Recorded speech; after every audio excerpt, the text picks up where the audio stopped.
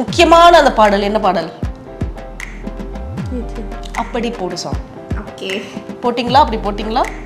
நல்லா போட்டோம். அதெல்லாம் நாங்கள் I went the top. Okay. But his love was pure. இப்போ மீம்ஸ் வர மாதிரினா he is a pure green flag. Literally he is a green flag. He's a green flag. ஆமா, he is killing his own brother's green flag. That was a mistake. Okay, see, people do make mistakes.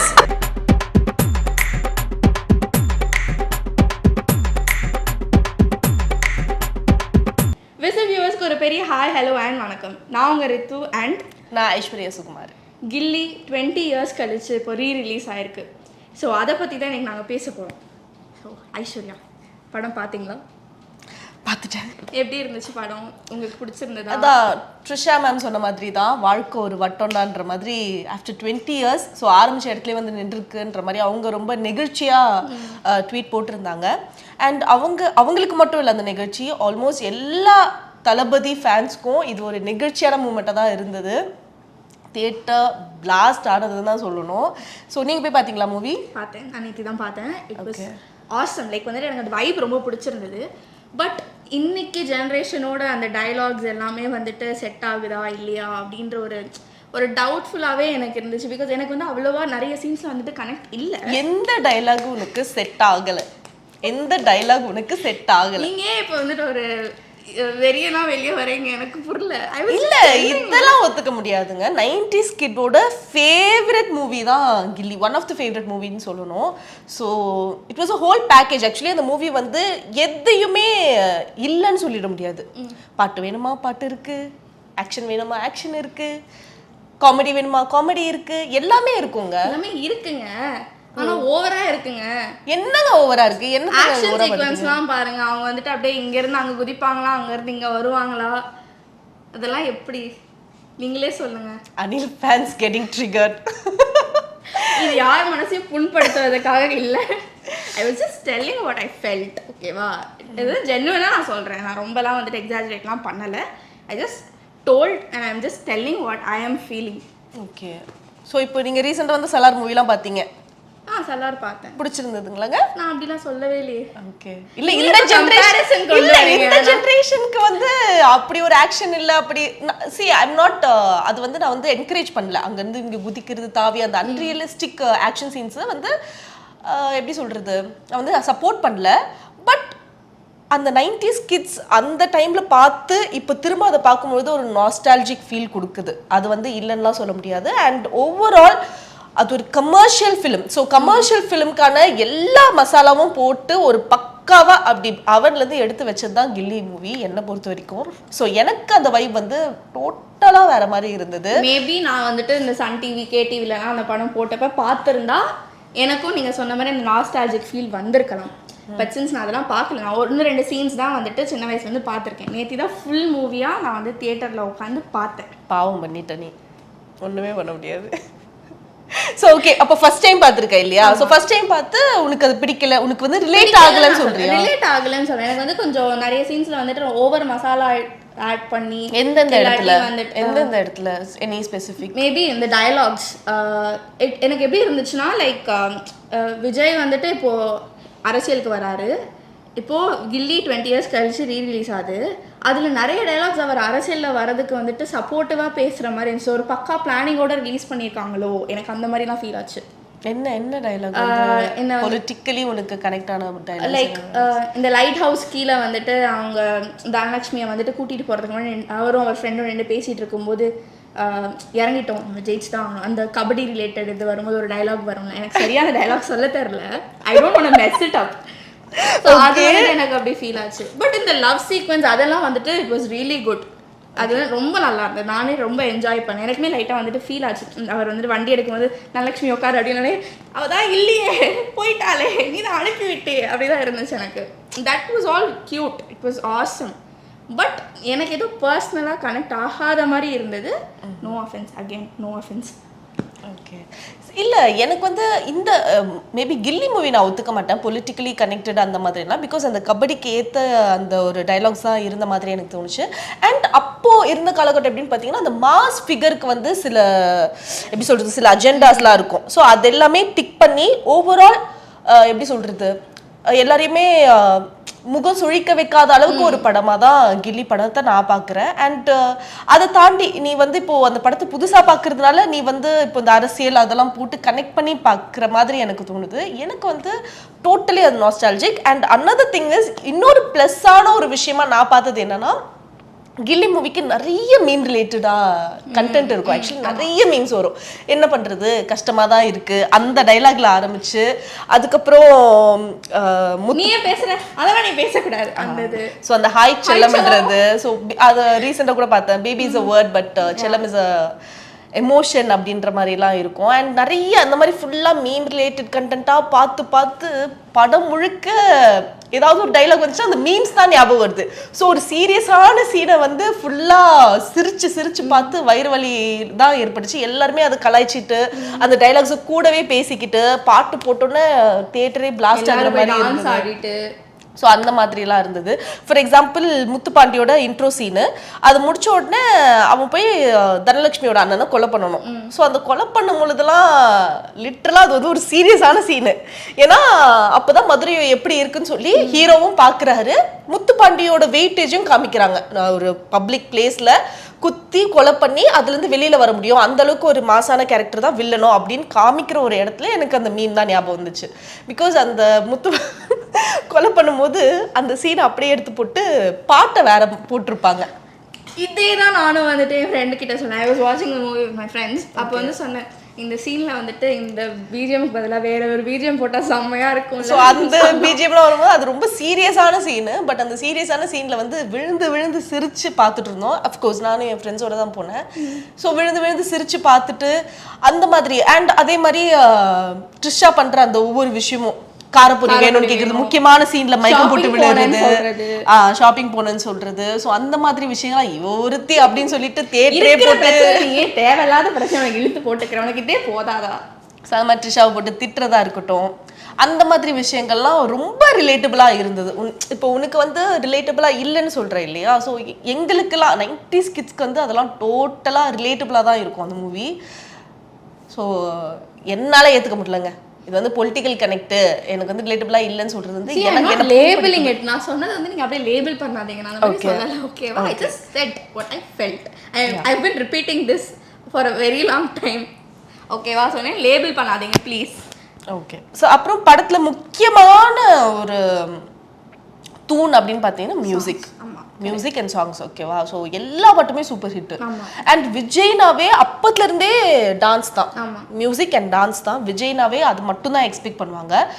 So அப்படி இருக்கும் பொழுது எல்லா பாட்டும் விஜயோட intro சாங்கா இருக்கட்டும், ட்ரிஷாவோட intro சாங்கா இருக்கட்டும், அதுக்கப்புறம் அர்ஜுன் வில் சாங்கு, அதுக்கெல்லாம் அப்படியே தேட்டர் வந்து தீயா பறக்குது. எல்லாருமே தேட்டர்லயே வந்து வண்டி ஓட்ட ஆரம்பிச்சிட்டாங்க. ஆளாளுக்கு ஒரு ஜீப் போட்ட ஆரம்பிச்சிட்டாங்க தேட்டர்லயே. அதுக்கப்புறம் முக்கியமான அந்த பாடல் என்ன பாடல்? அப்படி போடு சாங். ஓகே போட்டிங்களா? அப்படி போட்டிங்களா? நல்லா போட்டோம் அதெல்லாம் நாங்க. I meant the dance. Okay. Like நாங்கள் வந்துட்டு ஃப்ரண்ட்டில் போயிட்டு எல்லோரும் ஆடிட்டு இருந்தாங்க. எனக்கும் ஆடணும்னு ஆசை இருந்துச்சு. ஆனால் என் கூட வந்தவங்க ரொம்ப ஷையாக இருந்தாங்களா. So I didn't know what else to do. But luckily தேட்டரில் வந்துட்டு இன்னொரு ஃப்ரெண்ட்ஸ் கேங்கும் இருந்தாங்க. So they spotted me. இந்த டான்ஸ் ஆட வரையும் ப்ளீஸ் கூட்டிகிட்டு போங்க அப்படின்னு சொல்லிட்டு and then we went and we were dancing. செம்மையாக இருந்தது ஆக்சுவலி. அந்த வைப் அந்த feel it was too good. So எல்லாரும் ரிப்பீட் மோடில் கேட்டு அந்த பாட்டை ரிப்பீட் மோடில் போட்டு டான்ஸ் ஆடிட்டு இருந்தாங்க. அண்ட் எல்லாருமே அந்த சிக்னேச்சர் ஸ்டெப்ஸ்லாம் போட்டுட்டு அவங்க அப்படியே அந்த காப்பி பண்ணி அதே டான்ஸ் மூவ்ஸ்லாம் போட்டுட்டு நிறைய ரீல்ஸ் வந்துட்டு இருக்கு. அண்ட் சொன்ன மாதிரியே ரீரிலீஸில் இதுதான் அதிகமாக கலெக்ட் பண்ண ஒரு மூவின்னு சொல்லிட்டும் ரிப்போர்ட் வந்திருக்கு. ஸோ இதுக்கு முன்னாடி நிறைய மூவிஸ் ரீரிலீஸ் ஆயிருக்கு லைக் வாரணம் ஆயிரம். பட் நான் வாரணம் ஆயிரம் ரீரிலீஸ் மட்டும்தான் பார்த்தேன். I really liked it. And இதுவும் எனக்கு பிடிச்சது நான் இல்லைன்னு சொல்ல. ஜஸ்ட் பிகாஸ் எனக்கு அவ்வளோவா கனெக்ட் ஆகலைங்கிறதுக்காக எனக்கு பிடிக்கல அப்படி இப்படின்னா யாரும் இதை தப்பாக சொல்லிடாதீங்க. நான் பாவம். I am just telling what I feel. And moving on to Prakash Raj அவரோட ஆக்டிங் மனுஷன் பிச்சிட்டாருங்க. செல்லோங்க. ஆமா செல்லம். செல்லம் தான். பிச்சிட்டார் அவர் கேரக்டர். என்னதான் வந்துட்டு ஸ்டார்டிங் சீன்லேயே வந்துட்டு அவர் போயிட்டு அவர் லவ் பண்ணுற பொண்ணோட அண்ணனை வந்துட்டு கொலை பண்ணணும் அப்படின்னு போனாலும் அதை வேறு விதமாக ஹேண்டில் பண்ணியிருக்கலாம். ஜஸ்ட் பிகாஸ் அந்த ஒரு ஈகோ அதெல்லாம் உள்ளே வந்து இவர் கொலை பண்ணுற அளவுக்கு போனால் எந்த பொண்ணுங்க வந்துட்டு அக்செப்ட் பண்ணுவாங்க அந்த லவ்வை? அவள் அண்ணனை கொலை பண்ணுவாங்களே, இருந்தாலும் ஒரு நியாயம் வேணாமா? எனக்கு அப்படிதான் ஃபீல் ஆச்சு. Okay. But his love was pure. இப்போ மீம்ஸ் வர மாதிரினா he is a pure green flag. Literally he is a green flag. He's a green flag. ஆமா, he is killing his own brother is green flag. That was a mistake. Okay, see, people do make mistakes. அதுதான் நான் சொல்றேன்ல, அவங்க வந்துட்டு இன்னும் நல்ல விதமா அதை ஹேண்டில் பண்ணியிருக்கலாம். Instead of going and killing her brother, அவர் வந்துட்டு போயிட்டு நார்மலா பொறுமையா உட்காந்து பேசியிருக்கலாம். ஏஜ் டிஃபரன்ஸ் இருந்துச்சு, அது ஒரு அதெல்லாம் வேணாம் அப்படின்னு சொல்லி. ஓகே, சரி திருச்சி முடியும். Okay okay. Yeah, but he is a green flag. Getting it from a 2K kid, we should follow this. Okay, he's a green flag. Okay, சொல்றா நீ சொல்றதான்டா சொல்றா. சொல்லு. Actually he is a green flag. நீங்க நோலாம் சொல்ல முடியாது. He is a green flag. Okay. எங்க உருகி love பண்ணாருங்க. அதில் அவர் கொஞ்சம் லைட்டாக என்ன சொல்ற, அந்த கேரக்டருக்கு கொஞ்சம் பைத்தியம் பிடிக்கிற மாதிரி ஆகி அவர் ஏதோ பண்ணிட்டாரு. அது தப்பு தான், நான் வந்து அது கரெக்டுன்னு நான் சொல்ல. But he is a green flag. It was a genuine love. Genuine love. ஆமாம், என்ன கொஞ்சம் வயசு பார்த்து லவ் பண்ணியிருக்கலாம். But it's okay. அவர் செல்லம்னால பரவாயில்ல. அதேதான். ஸோ இப்போ 2K கிட்ஸ் பொறுத்த வரைக்கும் ஐ திங்க் கொலை பண்றது ஒரு மிஸ்டேக் தான். ஸோ அது வந்து தப்பு, அது எல்லாருமே மிஸ்டேக் பண்ணுவாங்களாம். You are literally exaggerating everything that I tell. I am exaggerating. Oh my god. Okay, நான் தாங்க எக்ஸாஜரேட் பண்றேன். ஸோ முத்துப்பாண்டி வந்து is a green flag. He is a செல்லம். Actually he is a செல்லம். Okay. ஸோ இஸ் a செல்லம். அது நான் ஒத்துக்கிறேன். அந்த கேரக்டர் போர்ட்ரே பண்ண விதம் அது வந்து literally I think no one else can do justice to that character. அது நானுமே அக்செப்ட் பண்ணிக்கிறேன். பிகாஸ் என்னால் வேற யாருமே யோசிச்சு பார்க்க முடியல அந்த இடத்துல. வேற யாரை போட்டாலும் அந்த கேரக்டர் அப்படி பண்ணியிருக்க முடியுமா அப்படின்றது எனக்கு தெரியல. ஏன்னா ஒரு முக்கியமான சீனு அது வந்து ட்ரிஷா வந்து தப்பிச்சு ஓடி போற ஒரு சீன் இருக்கும். அப்போ போயிட்டு இவர் பின்னாடியே ஓடி போயிட்டு பாரு இவரும் பின்னாடி ஓடி போவாரு, பாரு நீ ஓடினா எனக்கு கால் வலிக்குது அப்படின்னு சொல்றதா இருக்கட்டும். அதுக்கப்புறம் உங்க கொலை பண்ண உங்க அண்ணனுக்குலாம் நமக்கு குழந்தைங்களா வந்து பிறக்கணும் அப்படின்னு சொல்றதா இருக்கட்டும். அது மாதிரி முக்கியமான சீன்லாம் அவ்வளோ ஒரு ஹியூமரோட கலந்து அதை போர்ட்ரே பண்ண விதம், அவர் டைலாக் டெலிவரி எஸ்பெஷலி அதெல்லாம் நீ சொல்லக்கூடாது, நீ சொல்ற நீ சொல்லவே கூடாது அப்படின்ற மாதிரிலாம். நீ சொல்லவே கூடாது. இல்லடா டைலாக் அது டைலாக் சொல்றேன். இல்லை எனக்கு டைலாக் மாதிரி தெரியலையே. இல்லை நான் டைலாக் தான் சொன்னேன். ஸோ அந்த மாதிரி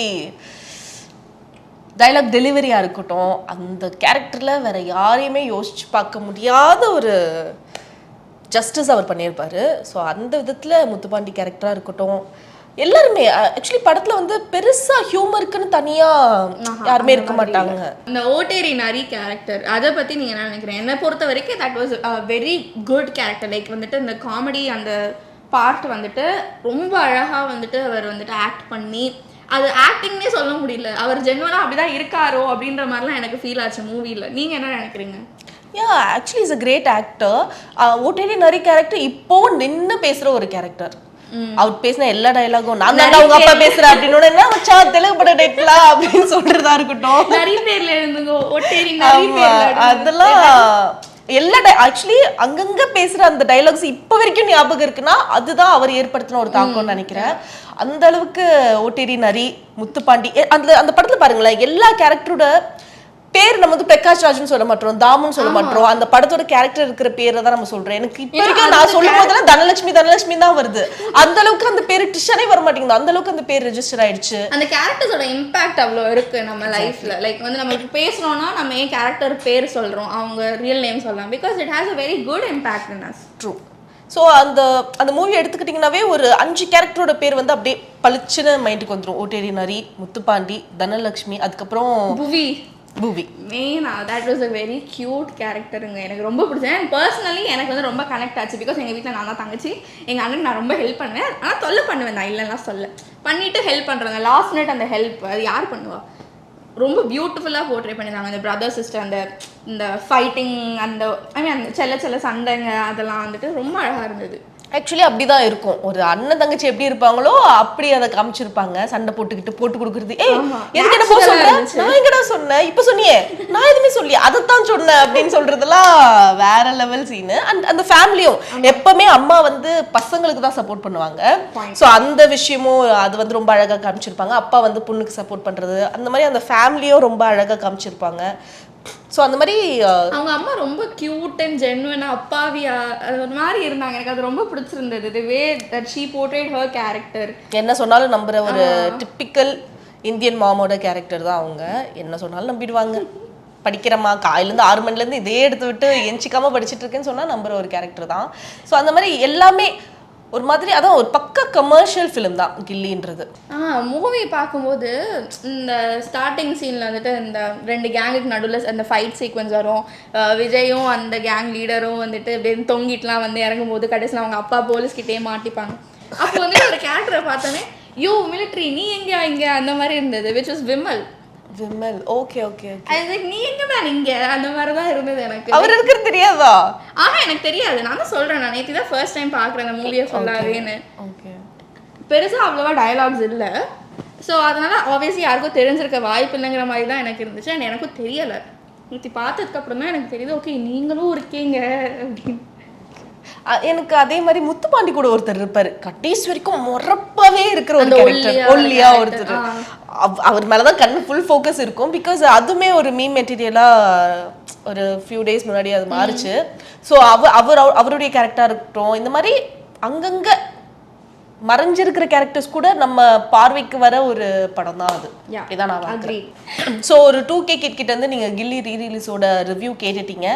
ஒரு 90s கிட்டா நான் ரொம்ப அஃபெண்ட் ஆயிட்டேன். ஸோ நீங்களும் அஃபெண்ட் ஆகாதீங்க, யாரும் அஃபெண்ட்லாம் ஆக வேண்டாம். அவளோட ரிவ்யூ சொல்லியிருக்கான்னு நினைக்கிறேன். அவளோட பர்சனல் எக்ஸ்பீரியன்ஸ் அவள் ஷேர் பண்ணியிருக்கான்னு நினைக்கிறேன். So experience ஒத்துக்கலாம்.